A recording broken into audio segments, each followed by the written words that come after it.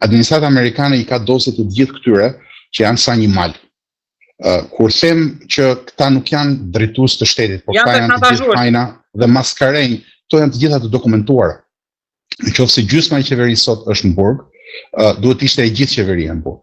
Nëse e ashtu quajtur opozit del me listë të mbyllur, ku janë të gjithë personazhet më të fliqur të qeverisë së saj, kjo tregon që këta nuk kanë asnjë lloj ideje ndryshe. Ata thjesht duan që të hyjnë nëse do t'i sillte kush në pushtet që nuk ka asnjë shans, të hyjnë në pushtet dhe një herë tjetër, të vinë në pushtet dhe një herë tjetër dhe të vjedhin, të plashkisin dhe të bëjnë çfarë do lloj marrëveshje.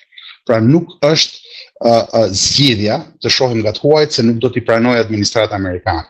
Administrata amerikane do të mbyllin hundën, do ta verë një pincë tek hunda dhe do thotë me këta kemi të bëjmë se këta në fundit zgjodhen shqiptarët dhe do gjejmë një mënyrë të bashkëpunojmë me ta. Problemi është që a na intereson kjo ne, a është kjo a mundën njerëzit në Shqipëri të jetojnë si sklever. Sot Edi Rama bashkë me Sali Berishën dhe me gjithë ata të tjerë shpurën e plerave që I ndjek, po ju thot shqiptarëve që ju o do jetoni si plera ose do të ikni. Edi Rama pa pikën e turpit premtoi një gënjeshtër të madhe që do t'u japi njerëzve pasaportën europiane. Po dhe në qoftë e vërtet kjo gjë. Ç'do të thënë kjo? Që kur të ikni nuk do ikni më si refugjat, po do detyroheni të ikni me pasaportë. Se është e vetme mundësi që ju lihet shqiptarëve. Ekonomia është në dorë të oligarkëve. Sindikata ndërkombëtare e krimit kontrollon gjithçka. Bandat fituan zgjedhjet. U përpoq e ashtu quajtur opozit të lidhe me bandat, se këta thonë që na I vodhën zgjedhjet bandat, po në kavaj kishin aleat atë njeriu të cilin e kanë quajtur vetë bandit të 99-tave. Pra, këta nuk kanë as ide, këta nuk kanë as turp, këta nuk kanë as fytyrë, këta nuk duan as t'i shohin shqiptarët në drejtësyrit, ta duan thjesht vetëm të ruajnë status quo dhe mundësisht kapin në një pjesë më të madhe nga torta. Këtë tani më njerëzit duhet ta shohin sy, duhet të përballen me të vërtetën, sepse çdo gjë tjetër është gënjeshtër dhe propagandë pastër. Zoti Roy, kam një pyetje të fundit. A mendoni që me 83 vota që ka tani, të pak nuk është mbyllur numërimi, kryeministri Rama, a do guxoj Spaku që të shkoj tek telefoni ti, sikur I tha ai e paralajmëroi që mos guxoni të vini me 74 atëherë me 83 tani që mund të bëhen edhe 84.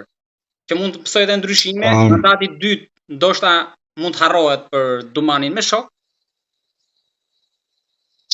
Shikoni, ju thoni 83 ose 84, po kemi bërë pak llogarit shumë shpejt. Deri në shtator unë dyshoj shumë që numri I votave do të jetë edhe më I madh në favor të majorancës, sepse një pjesë e mirë e këtyre kandidatëve që ishin opozitar me Demek do gjejnë mundësinë që të marrin një tender, një hidrocentral, biznes baxhanakësh. E keni fjalën nga 50 e Beritës? Edhe nga ajo pas më të vogël ndryshim, po edhe nga partitë e vogla, nuk dyshoj shumë që Partia Socialdemokrate do gjej gjuhën e bashkëpunimit aty ku duhet, sepse e ka deklaruar, domethënë paktën nga ajo anë zoti Doshi ishte I ndershëm kur tha presim të bëjmë pazarin e ri me zotin Rama, me Berishën nuk bëjmë pazar. Ishte shumë e thjeshtë historia.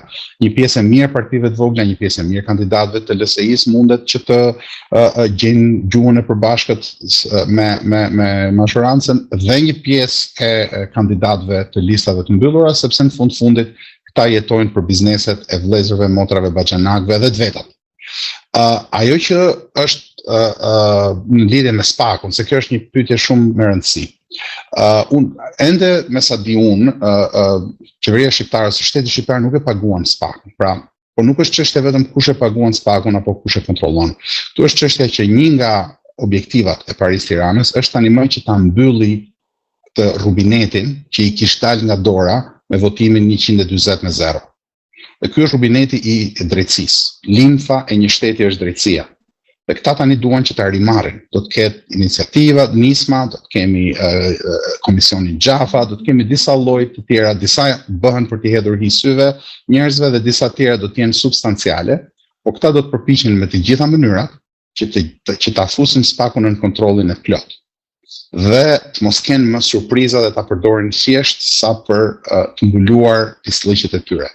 Nëse do t'i arrin apo jo varet nga shumë çka dhe varet edhe nga raportet që do të kenë me administratën amerikane, sepse unë dyshoj shumë që administrata amerikane do t'i lejojë këta të vjedhin lart e poshtë, pa ju kërkuar llogari.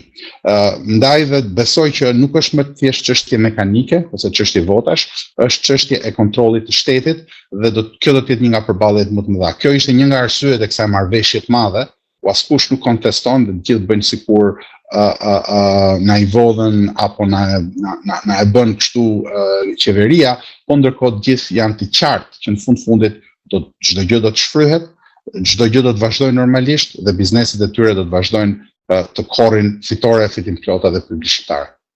Zotëroj, faleminderit shumë për bisedën. Faleminderit juve.